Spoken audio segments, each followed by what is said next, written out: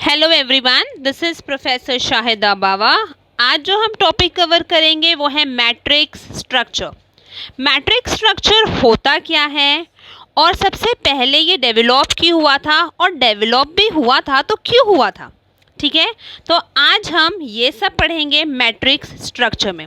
तो सबसे पहले देख लेते हैं मैट्रिक्स स्ट्रक्चर होता क्या है। सी मैट्रिक ऑर्गेनाइजेशन स्ट्रक्चर क्या करता है, दो या दो से ज़्यादा स्ट्रक्चर्स को कंबाइन करता है। ठीक है, फॉर एग्ज़ाम्पल यहाँ पे जो भी प्रोजेक्ट मैनेजर होंगे वो कहीं ना कहीं हेल्प लेंगे या कहीं ना कहीं साथ में काम करेंगे।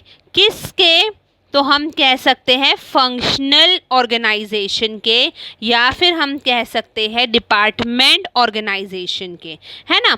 तो मैट्रिक ऑर्गेनाइजेशन क्या करता है, यूजेस टू और मोर को existing structure which can be, I can say, combined project organization with the functional organization। ठीक है, और जैसे मैंने कहा कि फर्स्ट डेवलप कहाँ हुआ था, तो listen, this type of organisation was first developed in the US in the early 1960s।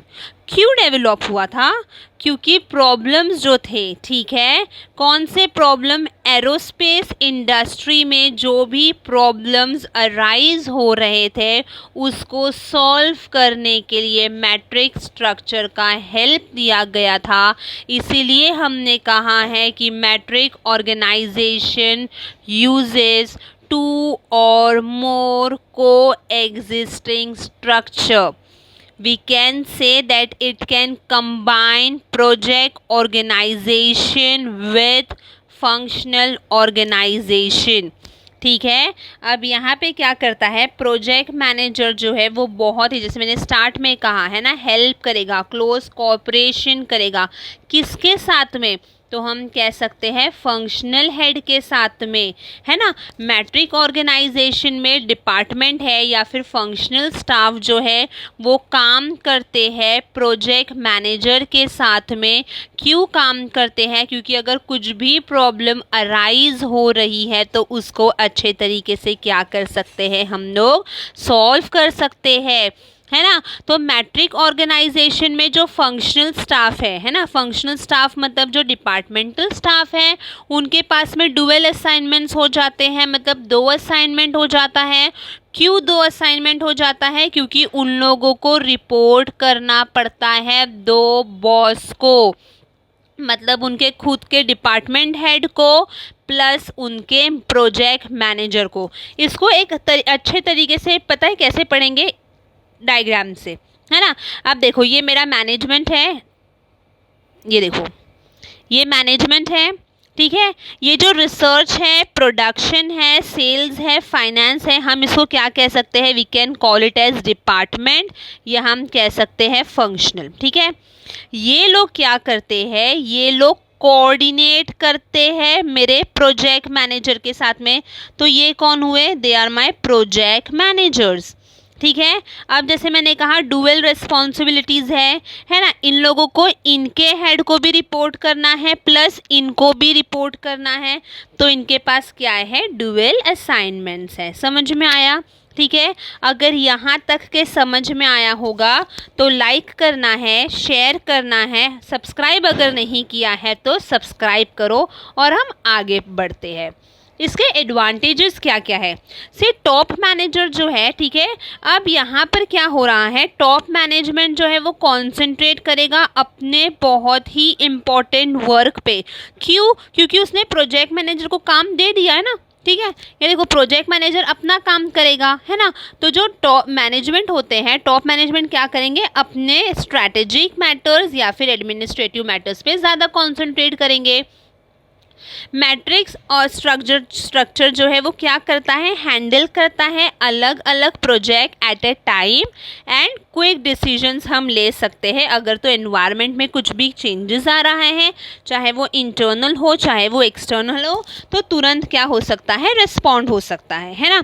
फिर यहाँ पे स्पेशलाइजेशन बहुत ज़्यादा मायने रखेगी। क्यों? क्योंकि जो प्रोजेक्ट मैनेजर होता है वो कॉन्सेंट्रेट करता है अपना खुद का एस्पेक्ट्स पे, जहाँ पे डिपार्टमेंटल मैनेजर्स होते हैं वो कॉन्सेंट्रेट करेंगे अपने रिलेटेड मैटर्स से, है ना। तो यहाँ पे हम क्या करें, वी आर फैसिलिटेटिंग स्पेशलाइजेशन। तो matrix organisation helps the top management to concentrate on the strategic matters as well as administrative activities. Then we can handle several projects at a time and through quick decisions. Plus we can say that matrix organization, or I can say matrix structure, facilitates specialization. अब इसी अगर advantages है तो for sure disadvantages होंगे।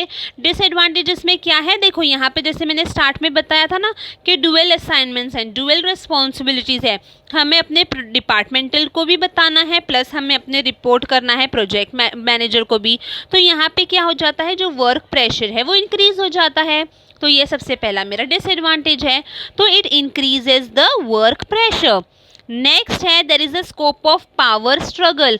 अब यहाँ पे project manager और फंक्शनल हेड पे क्या हो जाता है, पावर स्ट्रगल होता है। मतलब as each one may try to look after his own interest, है ना।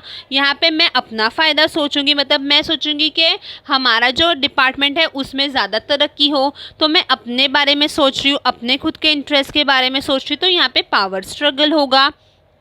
प्लस हम ये कह सकते हैं प्रोजेक्ट मैनेजर जो है, अगर तो देखो कुछ भी प्रॉब्लम्स आ गई, ठीक है, तो हम क्या करते हैं अपना पूरा जो भी अगर क्लेम किसी ने किया है कि हाँ तुमने ये कुछ गलत किया, तो हम क्या बोलेंगे, नहीं नहीं मेरे से नहीं हुआ है, ये तो ये डिपार्टमेंट से हुआ है। क्यों हम बोल सकते हैं, क्योंकि हम जुड़ करके काम कर रहे हैं ना।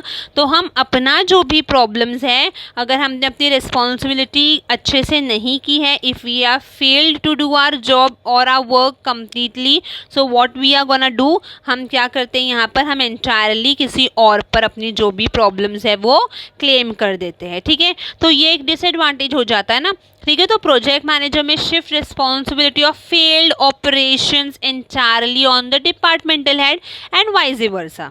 ओके तो ये क्या था, मैट्रिक्स स्ट्रक्चर था। हमने देखा कि मैट्रिक्स स्ट्रक्चर होता क्या है, कब डेवलप हुआ था, क्यों हुआ था। फिर हमने डायग्राम से समझने की कोशिश की कि क्या होता है। फिर हमने एडवांटेजेस किया एंड देन डिसएडवांटेजेस किया, ठीक है। तो ये बहुत ही छोटा सा कॉन्सेप्ट था मैट्रिक्स स्ट्रक्चर। आई होप समझ में आया होगा। If yes so do like, share, subscribe my channel. Thank you for watching and listening.